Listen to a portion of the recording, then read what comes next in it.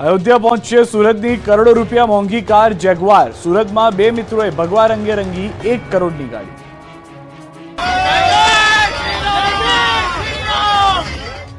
સુરતના માર્ગો જય શ્રી રામના નાદ અને જય શ્રી રામના ગીતોથી ગુંજી ઉઠ્યા। સુરતના રોડ પર એક જ નારો ગુંજ્યો, જય શ્રી રામ, જય શ્રી રામ। 22 જાન્યુઆરીએ અયોધ્યામાં ભગવાન રામની પ્રાણ પ્રતિષ્ઠા યોજાવા જઈ રહી છે, ત્યારે સુરતના લોકો રામમય બની ગયા છે।